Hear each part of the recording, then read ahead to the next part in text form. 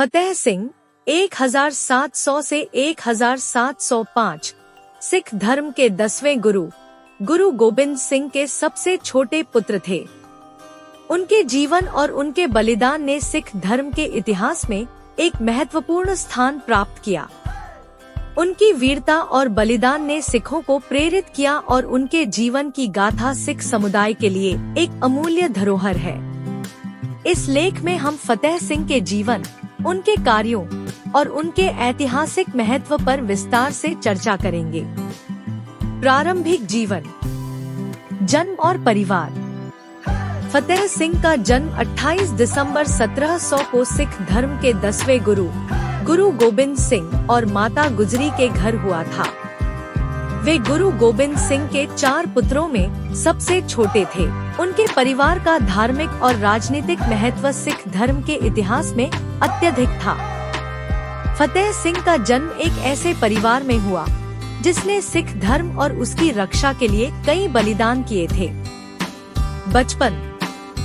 फतेह सिंह का बचपन भी धार्मिक और सैनिक गतिविधियों से भरा हुआ था। उन्होंने अपनी प्रारंभिक शिक्षा अपने माता पिता और सिख गुरुओं से प्राप्त की। वे छोटी उम्र से ही साहसिक और बहादुर थे और सिख धर्म के सिद्धांतों को आत्मसात करने में उनकी गहरी रुचि थी।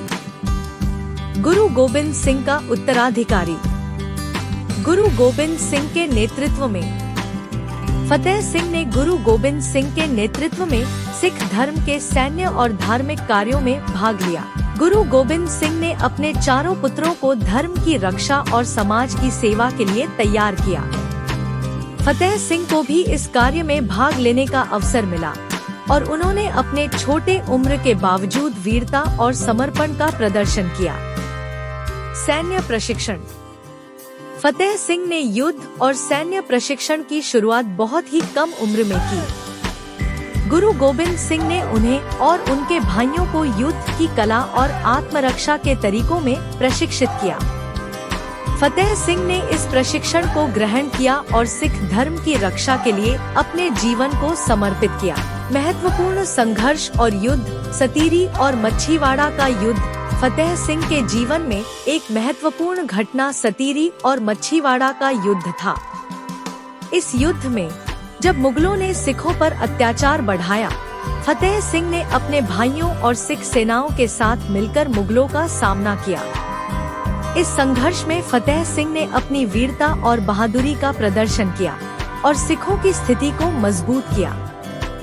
चंडीगढ़ की लड़ाई। चंडीगढ़ की लड़ाई भी फतेह सिंह के जीवन का एक महत्वपूर्ण हिस्सा है।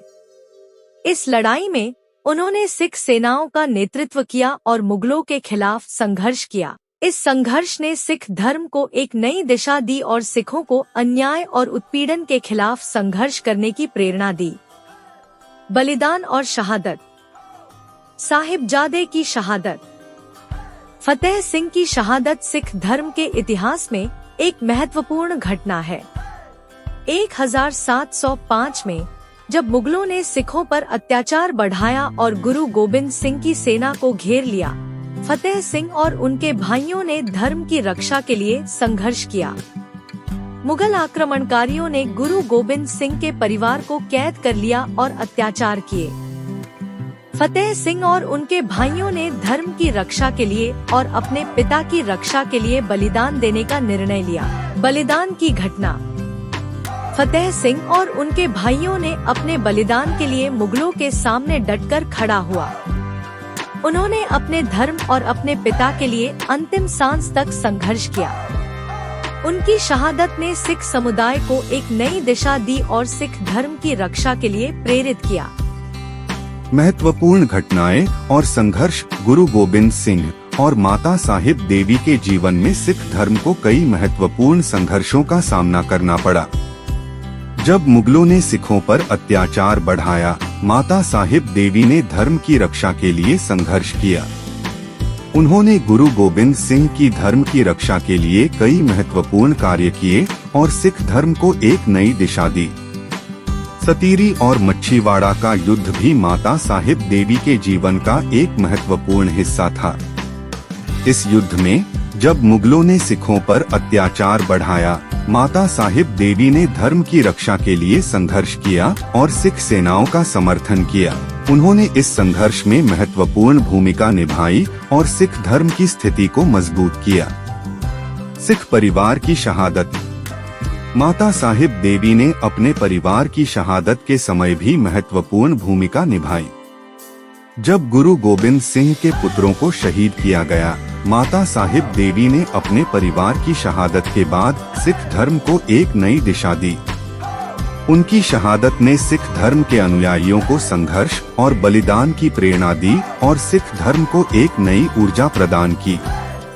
माता साहिब देवी की शिक्षाएं और उनके कार्य सिख धर्म के धार्मिक और सांस्कृतिक महत्व में एक अनमोल स्थान रखते हैं। उन्होंने सिख धर्म के सिद्धांतों को अपनाया और समाज में समानता और न्याय की स्थापना की। उनके द्वारा स्थापित धार्मिक और सांस्कृतिक संस्थाएं आज भी सिख धर्म के अनुयायियों के लिए महत्वपूर्ण स्थान हैं और उनकी शिक्षाओं का प्रचार करती हैं। समाज में सुधार। माता साहिब देवी की शिक्षाओं और कार्यों ने समाज में सुधार की दिशा में महत्वपूर्ण योगदान दिया। उन्होंने जातिवाद, सामाजिक असमानता और धार्मिक भेदभाव के खिलाफ संघर्ष किया और समाज में समानता की दिशा में महत्वपूर्ण कदम उठाए। उनकी शिक्षाएं आज भी समाज में सुधार की दिशा में प्रेरणा का स्रोत हैं और समाज के विभिन्न वर्गों के बीच एकता और समरसता को बढ़ावा देती हैं। प्रेरणा का स्रोत। माता साहिब देवी का जीवन और उनकी शिक्षाएं सिख धर्म और भारतीय इतिहास में एक महत्वपूर्ण प्रेरणा का स्रोत हैं। उनके साहस, निष्ठा और बलिदान ने सिख धर्म को एक नई दिशा दी और समाज में धार्मिक स्वतंत्रता, समानता और न्याय की दिशा में महत्वपूर्ण भूमिका निभाई। उनकी विरासत और शिक्षाएं सदैव सिख धर्म और समाज के लिए प्रेरणा का स्रोत बनी रहेंगी। निष्कर्ष, माता साहिब देवी का जीवन, उनके कार्य और उनकी शिक्षाएं सिख धर्म के इतिहास में एक महत्वपूर्ण स्थान रखते हैं।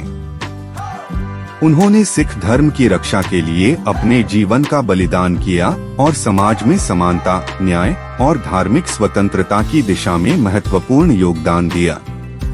उनके द्वारा स्थापित धार्मिक और सांस्कृतिक संस्थाएं आज भी सिख धर्म के अनुयायियों के लिए महत्वपूर्ण स्थान हैं और उनके कार्यों की गूंज समाज में महसूस की जाती है। माता साहिब देवी की शहादत और उनके कार्य सिख धर्म और भारतीय इतिहास में एक अमूल्य धरोहर हैं। उनकी विरासत और शिक्षाएं सदैव सिख धर्म और समाज के लिए प्रेरणा का स्रोत बनी रहेंगी। उनके साहस, निष्ठा और बलिदान ने सिख धर्म को एक नई दिशा दी और समाज में धार्मिक स्वतंत्रता, समानता और न्याय की दिशा में महत्वपूर्ण भूमिका निभाई। माता साहिब देवी का जीवन और उनकी शिक्षाएं सिख धर्म और समाज के इतिहास में एक अनमोल धरोहर हैं।